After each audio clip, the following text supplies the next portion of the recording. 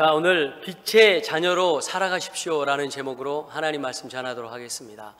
2주 전에 제가 설교했던 것처럼 빛의 자녀 시리즈 두 번째 말씀입니다.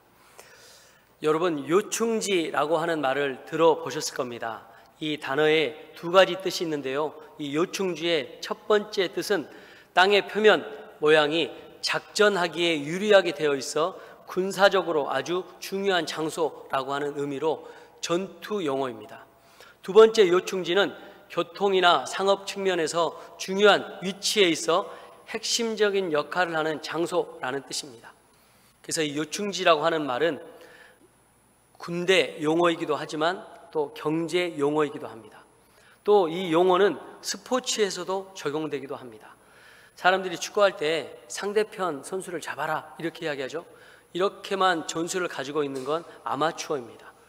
프로축구는 공간과 시간의 싸움입니다. 그래서 어차피 이 공은 이 그라운드 안에서 움직이게 돼 있어요. 운동장 안에서 움직이다가 그 공간 안에서 패스가 되고 골이 되는 겁니다. 그래서 공간을 잘 지키는 전술을 가지고 있는 사람이 경기에 유리하죠. 그래서 공격수도 수비수도 공간적인 이해를 잘해야 공을 넣을 수도 막을 수도 있습니다. 그래서 공간의 요충지를 잘 지키고 이용하는 팀이 결국 승리하게 되는 거죠. 자, 그러면 오늘 사도 바울이 3차 전도 여행의 요충지로 삼은 곳은 어딘가? 바로 우리가 읽었던 에베소입니다. 바울이 전도 여행 때 2,400km나 되는 엄청난 전도 여행을 마친 후에 2차 전도 여행 마지막 방문지가 에베소였어요. 3차 전도 여행의 중심지였던 이 에베소가 2차 전도 여행을 통해서 이제 이쪽으로 거점을 요충지로 삼아야 되겠다, 사도 바울이 생각한 거죠. 이 에베소는 당시 인구로 25만 명이나 되는 인구가 있었습니다. 굉장히 많은 인구입니다. 그리고 큰 항구가 있었고 아시아 무역 항로의 종착지가 에베소였습니다. 에베소에는 24,000명을 수용할 수 있는 큰 극장이 있었습니다. 또한 로마 타락의 중심에 있었던 목욕탕이 수없이 많이 있었고 체육시설과 큰 경기장도 있었습니다. 또 이 에베소에는 바닷가 근처이기 때문에 수많은 우상 숭배와 또 여신들이 있었습니다. 특별히 도시의 수호 여신인 아르테미스라고 하는 여신이 있었습니다. 제우스 신과 레토 사이에 태어난 딸이고 아폴론의 쌍둥이 남매라고 알려져 있습니다. 우리가 영어로는 다이아나라고 쓰는데 그 이름이 바로 이 신입니다. 로마 신화에는 이 신을 디아나라고 이름을 표현합니다. 그래서 이 아르테미스 여신의 상징성은 처녀, 순결, 사냥, 자유, 분방함 이런 것도 상징합니다. 또한 어두운 밤의 달을 주관하는 신이기도 합니다. 이 여신을 모신 신전은 아테네 아크로폴리스 언덕에 세워진 파르테논 신전보다 4배나 컸습니다. 그래서 이 신전은 고대 7대 불가사의 중에 하나로 세계 최대의 신전으로 불리고 있습니다. 나중에 이 아르테미스 여신은 다산의 여신으로 숭배받기도 해요. 그래서 나를 지켜주고 우리 자녀들의 이 자녀의 생산을 주관하는 신이 이 아르테미스 신이다라고 이야기하죠. 그래서 어떻게 합니까?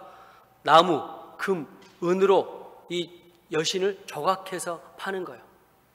그리고 지중해 연안에 이 여신을 제작, 사업하는 것이 번창하기도 했습니다. 그만큼 에베소는 이 우상 숭배와 이 여신을 섬기는 또 이 우상 숭배가 아주 강한 그런 지역이었습니다. 우리가 이 에베소를 기억할 때 이 여신보다는 우리는 에베소 교회를 기억합니다. 에베소 교회는 바울이 2차 전도 여행 시에 기초를 세운 곳이었습니다. 그리고 그리스에서 이 수리아로 가는 길에 바울은 브리스길라와 아굴라를 동반해서 이 지역을 방문합니다. 그리고 에베소에 이 두 부부를 이제 남겨둡니다. 또한 바울이 에베소에서 유대 지도자들과 대화를 기회를 갖게 되는데 이 유대교 지도자들이 사도 바울의 복음의 가르침을 통해서 큰 감동을 받습니다. 그리고 사도 바울도 이곳에서 3년 이상 에베소에 머물게 되죠. 그리고 두란노 소원에서 말씀을 가르치고 제자 훈련을 병행합니다. 제가 말씀 서두에 말씀드렸듯이 요충지에 대해서 말씀드렸죠. 아시아 무역의 종착역이고 많은 사람의 교류가 있고 230개의 독립된 공동체 사회가 있고 또 이 에베소가 복음으로 바로 서면 소아시아 중심의 복음의 요충지가 되기 때문에 사도 바울이 3년 동안 공을 들여 헌신하였습니다. 에베소는 사도 바울의 복음을 전하는 요충지였습니다.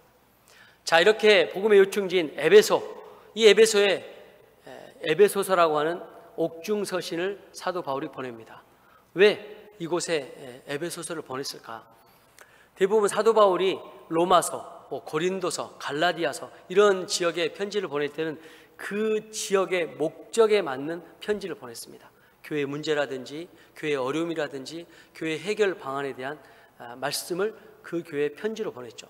근데 에베소는 물론 에베소 교인들의 문제를 다루기도 했지만 조금 더 다릅니다. 교회에 관한 우주적인 비밀의 계획과 그리스도 안에서 만유의 통일이라는 이런 하나님의 계획, 그래서 교회론에 대한 아주 핵심적인 이 편지가 에베소서입니다. 오늘날 코로나 이후에 교회가 많이 무너졌는데 오늘날에도 필요한 말씀이 바로 에베소서입니다. 교회론에 대한 정확한 그런 말씀을 가지고 우리에게 말하고 있습니다. 무너진 교회의 위상을 다시 세워가고 하나님의 사랑을 다시 세워가고 무너진 공동체성을 회복하는 데 꼭 필요한 말씀이 에베소서입니다. 자, 그래서 오늘의 말씀은 빛의 자녀로 살아가십시오라고 이야기하는데 빛의 자녀가 되기 위해서는 무엇보다 하나님을 사랑하는 자녀가 먼저 되어야 됩니다. 우리 옆에 있는 분들에게 인사할까요? 하나님을 사랑하십시오. 바울이 그리스도 안에 있는 새 사람을 하나님의 사랑을 입은 자녀다라고 말씀하셨던 것처럼 자녀가 부모를 본받고 자라듯 하나님의 사랑을 받은 자는 하나님을 본받는 자가 되어야 합니다. 에베소서 5장 2절에 그리스도께서 너희를 사랑한 것 같이 너희도 사랑으로 행하라 라고 말씀하고 있습니다. 예수님을 믿는 우리는 하나님의 사랑을 받은 자로 마땅히 하나님을 사랑하고 이웃을 사랑하는 사람이 되어야 합니다. 예수를 믿기 전에 우리는 죄인이었습니다. 하나님의 사랑을 받을 자격조차 없는 사람이었습니다. 어두움이었습니다. 그러나 예수님께서 우리를 십자가의 사랑으로 구원해 주시고 천국 시민 삼아 주셨습니다. 얼마나 감격스러운 일입니까? 그래서 우리는 사랑하며 살아야 합니다. 하나님을, 우리 가족을, 여수성결교회를, 이웃들을, 또 선교지에 있는 귀한 영혼들을 사랑하며 살아가야 합니다. 우리가 하나님의 자녀임을 확인하는 방법이 있어요. 이건 뭡니까? 하나님과 이웃을 사랑하고 있는가? 그리고 그 사람들을 용납하고 수용하는 것입니다. 빛의 자녀로 살아가는 방법을 이렇게 구체적으로 실천하는 겁니다. 제가 예산에서 코로나 1년을 가까이 보내고 서울에서 코로나 3년을 보냈습니다. 코로나가 완전히 종식되는 걸 보고 제가 이제 여수로 하나님께서 사역지를 옮기셨습니다. 코로나가 한참 심할 때 여러분 잘 아시잖아요.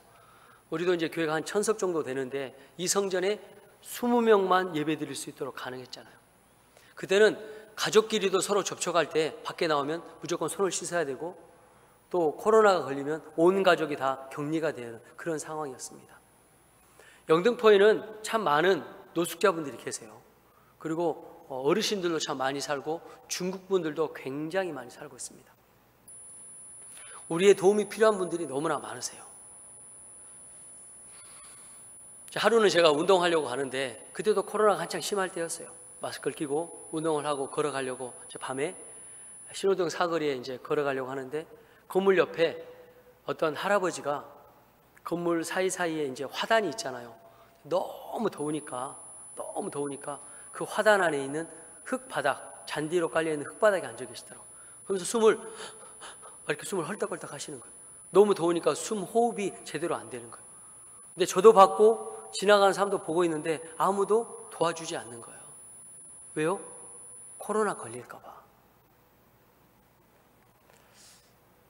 그래서 이제 저도 이분이 노숙자신데 하루 종일 누구를 만나는지 알 수가 없잖아요. 그리고 저도 옮기면 우리 가족들이 위험할 수 있으니까 이걸 어떻게 하나 고민하다가 제가 그냥 신호등으로 걸어갔어요. 근데 딱 서 있는데 하나님께서, 성령께서 저에게 말씀하셨어요. 너도 똑같구나. 너도 똑같구나. 제가 그 하나님의 내면에 말씀하신 음성을 듣고 그 자리에서 회개하고 바로 옆에 있는 카페에 들어가서 시원한 음료수를 샀어요. 그리고 제가 이 어르신에게 할아버지 이 시원한 물 드시고 빨리 더위를 피하셨으면 좋겠습니다. 그렇게 말씀드리고 음료수를 들고 나왔어요. 그리고 이제 저는 가던 길을 그대로 걸어가서 운동을 하고 한 30분이 지난 후에 다시 와보니까 그 자리에 그 어르신은 안 계셨어요. 근데 순간 그분이 예수님일 수도 있겠다, 내 믿음을 테스트하기 위해서 오신 예수님일 수도 있겠다, 이런 마음이 딱 드는 거예요. 그래서 다시 한번 회개했어요. 세상에 예수님의 사랑을 전하는 것이 교회의 또 다른 사명인데, 빛의 자녀로 사는 게 사명인데 부끄러웠습니다. 내 힘으로, 내 의지로 하나님과 이웃을 절대로 사랑할 수 없어요. 내 방법으로 한 영혼도 사랑할 수 없고 한 영혼도 교회로 이끌 수 없는 거예요. 마음을 바꾸시고 환경을 바꾸시는 하나님의 사랑이 먼저 있어야 되는 거예요. 그래서 우리가 하나님을 사랑하고 영혼 사랑하기 위해서 기도하는 겁니다. 기도해서 하나님의 마음을 받을 때 그 영혼을 사랑할 수 있는 힘이 생기는 거예요. 사람은 연약하기 때문에 내 힘으로 전도하면, 내 힘으로 봉사하고 사랑하면 한계가 있습니다. 그래서 한계가 없으신 하나님께 기도하고 그 힘으로, 그 능력으로 우리가 사명을 감당하는 것입니다. 우리 여성교 가족들처럼 이렇게 열심히 전도하고 비가 오고 또 이 뜨거운 햇빛에 열심히 전도하니까 하나님께서 귀한 영혼들을 계속 보내주시는 거예요. 할렐루야. 이렇게 교회와 가족과 이웃들에게 예수님의 사랑을 몸소 실천하시는 귀한 분들 되시길 주님의 이름으로 축원합니다.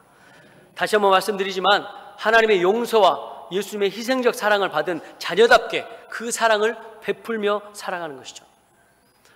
사람이 사랑한다고 고백하지만 그 고백에는 사랑의 실천이 따라야 검증이 되는 거예요. 아무리 남편이 아내를 사랑한다고 이야기하지만 실천이 있어야 되는 거예요. 아내를 아껴주고 사랑하는 마음이 있어야 되는 거예요. 말로만 사랑한다고 이야기하는 건 진짜 사랑이 아닐 수 있는 거예요. 또한 우리가 실천하는 구체적인 방법은 교회를 위해서 기도하고, 우리 오늘 장로님 정말 기도 구체적으로 해주셨는데 목회자들을 위해서 기도하고 교회 가족들을 위해서 서로 기도하는 것입니다. 믿음을 지키고 예배를 사모하는 것이 하나님의 사랑하는 마음으로 기도로 나타나는 것이죠. 하나님 사랑하는 마음이 기도라는 외형적인 열매로 나타나는 거예요. 사랑하는 여성교 가족 여러분, 어떠한 여건에도 위축되지 마십시오. 하나님의 말씀과 사랑에 순종하십시오. 그리고 하나님을 사랑하고 이웃을 사랑하고 이것을 위해서 기도하십시오. 그 사명의 자리를 사모하며 기도하십시오. 하나님께서 이런 사람들에게 앞길을 인도하시고 평안의 길로 또 은혜의 길로 세우실 줄 믿습니다. 이 사랑과 기도를 바탕으로 오늘 말씀처럼 어둠이 아닌 빛의 자녀로 살아가는 거예요. 믿는 자의 삶의 이전은 어둠이었습니다. 이 말은 과거도 현재도 미래도 사후세계도 예수님 믿지 않으면 어둠의 삶, 한마디로 하나님의 심판의 삶이라는 거예요. 그러나 요한복음 8장 12절에 예수께서 또 말씀하여 이르시되 나는 세상의 빛이니 나를 따르는 자는 어둠에 다니지 아니하고 생명의 빛을 얻으리라 라고 말씀하셨습니다. 하나님을 믿게 되면 더 이상 어둠이 아니라 하나님의 자녀로 빛의 삶을 누릴 수 있게 되는 것입니다. 이러한 빛의 사람들은 이제 그에 합당한 열매를 맺으라 라고 에베소서 5장 9절에 말씀합니다. 제가 2주 전에 빛의 열매 시리즈 첫 번째 말씀을 드렸을 때 빛의 자녀는 모든 착함, 의로움, 진실함 이런 열매를 맺어야 된다라고 말씀을 드렸죠. 자, 모든 착함은 다시 한번 말씀드리면 자신의 이익이 아니라 이웃의 유익을 구하는 성품, 바로 하나님의 성품인 착함을 이야기합니다. 하나님은 사람을 사랑하세요. 불신자들도 사랑하시고 예수 믿는 사람도 사랑하세요. 그래서 때를 따라 하나님께서 사계절을 허락하시고 해를 주시고 비를 주시고 또 우리에게 필요한 모든 것들을 다 주시는 거예요. 예수님의 하나님의 이런 선하심으로 이 땅에서 많은 사람들이 행복하게 살아가는 거죠. 또 예수님은 이 선하심으로 병든 자들을 불쌍히 여기시고 고쳐주셨어요. 또 성령께서는 그 사역에 역사하시고 동참하셨죠. 그래서 우리가 이렇게 이 땅에 살아가면서 하나님의 은혜로 살아가는 거죠. 선하신 하나님을 주인으로 모시고 사는 사람이라고 하면 나에게 잘못하는 사람까지도 선으로 대하는 거예요. 악을 악으로 갚지 않고 악을 선으로 갚는 것입니다. 이것이 빛된 그리스도인의 열매입니다. 우리의 삶에 착한 열매가 나타나고 있습니까?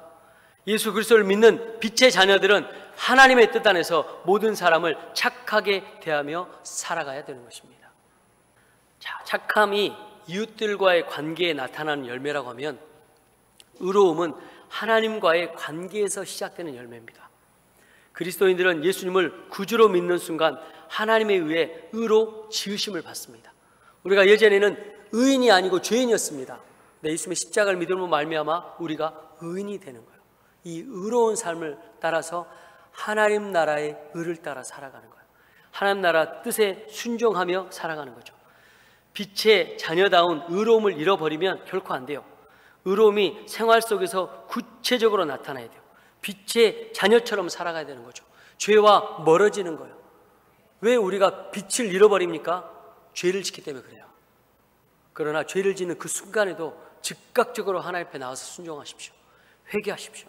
하나님께서 이 의로움을 통해서 다시 한번 빛의 열매를 나타나게 하실 것입니다. 자, 마지막 진실함은 말과 행동에 있어서 순수하고 정직함을 이야기해요. 진실함은 하나님의 속성입니다. 사단의 종 노릇하던 우리가 하나님의 자녀가 돼서 하나님 아버지를 닮는 건 너무나 당연한 거예요. 그래서 우리 안에 이제 어둠이 다 물러가고 빛의 속성, 진실함이 우리 안에 있게 되는 거죠. 그렇게 되면요, 우리는 숨길 것이 없는 투명한 삶을 살게 돼요. 제가 하나님을 믿은 지 얼마 안 됐을 때는 신학생으로 전도사로 살아가는 게 불편했어요. 왜냐하면 성도님들 앞에서는 이렇게 거룩하게 보여야 되고 착하게 보여야 되고 이렇게 보여져야 된다고 하는 그런 부담감이 있더라고요. 근데 제가 성령님을 깊이 경험하고 나니까 겉과 속이 똑같은 것, 그렇게 살아가는 게 진실되게 살아가고 빛의 자녀로 살아가는 거예요. 물론 제가 이제 예배 드릴 때는 이렇게 정장을 입고 있지만 평일날이나 토요일날 제가 외부 활동을 할 때는 또 이 모임에 맞게 제가 옷을 입고 갑니다. 그러나 그렇지 않을 때는요, 제가 좀 편안하게 입어요.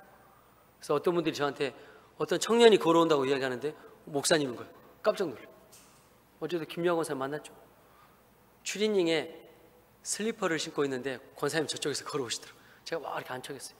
질투면 누군가 하고 보셨을 거예요 아마. 제 복장이 제 경건성을 깎아내리는 건 아니잖아요. 그때는 제가 운동하는 시간이니까, 그죠? 제가 편안한 거예요. 제 겉모습이나 속모습은 편안해요. 별로 다를 게 없어요.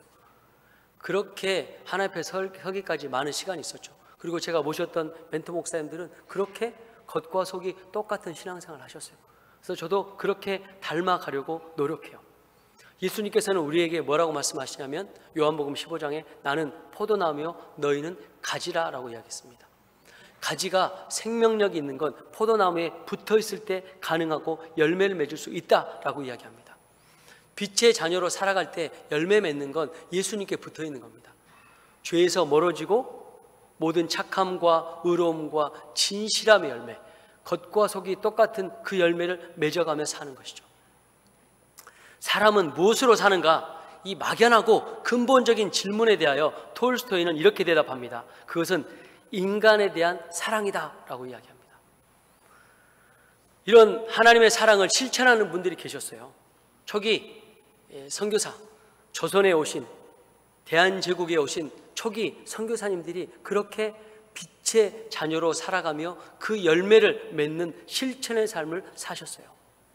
제가 한 분을 소개하고 싶은데요, 문맹과 질병과 전염병과 싸우시면서 조선의 어머니라고 하는 이 이름으로 불렸던 이 나병 환자의 어머니신 엘리자베스 쉐핑 선교사님을 소개하고 싶습니다. 한국말로는 서서평 선교사님입니다. 이 선교사님은 1880년 9월 26일 독일 남부 비스바덴에서 미혼모인 안나 쉐핑의 딸로 태어났습니다. 이 숙박업소에서 청소업으로 일하던 이 엄마는 잘 알지 못하는 남편과 하룻밤의 만남을 통해서 이 서서평 선교사를 갖게 됩니다. 아버지가 누군지 모르죠. 미혼모로 이 딸을 키우는데 이 서서평 선교사님의 어머니가 3살 때 이 딸을 버리고 미국으로 도망갑니다. 그래서 할아버지 할머니 손에 큽니다. 9살이 됐을 때 할머니가 세상을 떠나자 미국에 엄마를 만나러 갔는데 엄마는 이미 다른 분과 결혼해서 서서평 선교사가 오는 걸 반가워하지 않고 환영해 주지 않았습니다.